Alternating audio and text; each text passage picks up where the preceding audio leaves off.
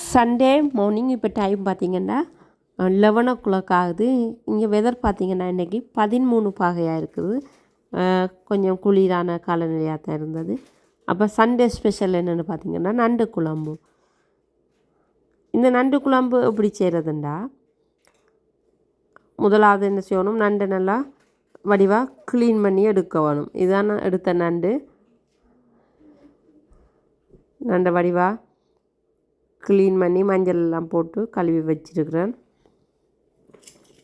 எல்லோரும் வித்தியாசமாக செய்வாங்க. நான் எங்களோட ஊரில் நாங்கள் இப்படி நண்டு குழம்பு செய்வோம்ன்றதான் இந்த வீடியோ.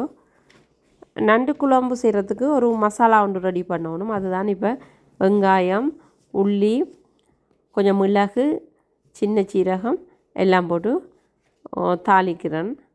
அதோட கொஞ்சம் திருவின தேங்காய் பூவையும் போட்டு அதோட கொஞ்சமாக எண்ணெயை ஊற்றி லைட்டாக பொன்னிறமாகும் வரையும் அடுப்பை குறைச்சி வச்சு தாளித்து கொண்டிருக்கிறேன். இது இந்த நண்டு மசாலா ரெடி பண்ணுறதுக்கு. அதோட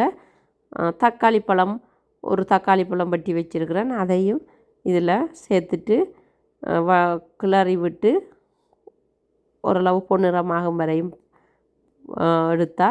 எடுத்துட்டு இந்த சூடோடு இதை அரைக்கக்கூடாது. இதை ஒரு பாத்திரத்தில் மாற்றி சூடாறும் வரையும் வச்சுட்டு தான் பேஸ்ட்டாக அரைச்செடுக்கணும். இப்போ நண்டு குழம்பு செய்கிறதுக்கு ஒரு பாத்திரத்தில் கொஞ்சமாக எண்ணெயை விட்டுட்டு சோம்பும் வெந்தயம் போட்டு தாளிக்கிறேன். சட்டி நல்லா சூடானோடனே ஆல்ரெடி அதில் வெங்காயமும் சேர்த்தபடியாக ஒரு கொஞ்சமாக வெங்காயமும் ரம்ப இலையும் போட்டு தாளிக்கிறேன்.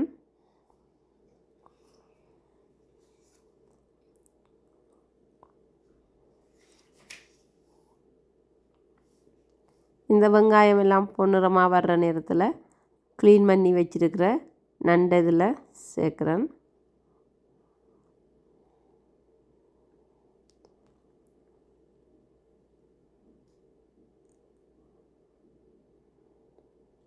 அதோட நண்டு அவியறதுக்கு தேவையான உப்பு சேர்க்குறேன்.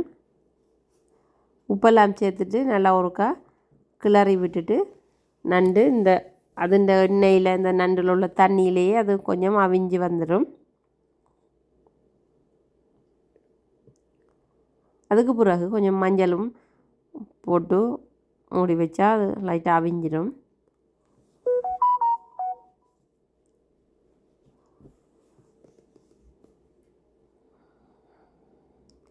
அதோட மிளகாத்தூள் 3 கரண்டி மிளகாத்தூள் போடுறேன். இது ஸ்ரீலங்காவிலேருந்து அரைச்சி எடுத்த மிளகாத்தூள்.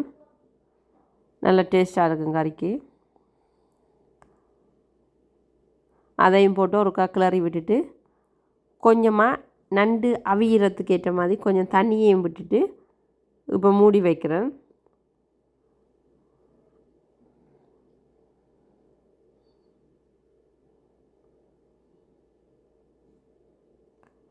இப்போ பார்த்திங்கன்னா நண்டு நல்லா மிளகாத்தூளோடு சேர்ந்து நல்லா அவிஞ்சிட்டு, ஏற்கனவே நான் ஒரு மசாலா ஒன்று ரெடி பண்ணேன் தானே, அதை அரைச்சி பேஸ்ட்டாக வச்சுருந்தேன்னா அந்த மசாலாவை இப்போ சேர்த்துட்டு ஒருக்கா எல்லாம் மிளகாத்தூள் இந்த மசாலா எல்லாம் வடிவாக சேர்படுற மாதிரி ஒருக்கா நண்டுகள் எல்லாம் கிளறி விடுறேன்.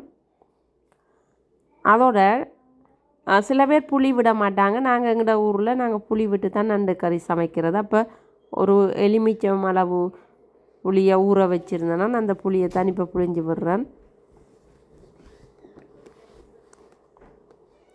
புளிஞ்சு விட்டுட்டு ஒருக்கா வடிவ அந்த புளி எல்லா இடமும் படுற மாதிரி ஒருக்கா நண்டை கிளறி விட்டுட்டு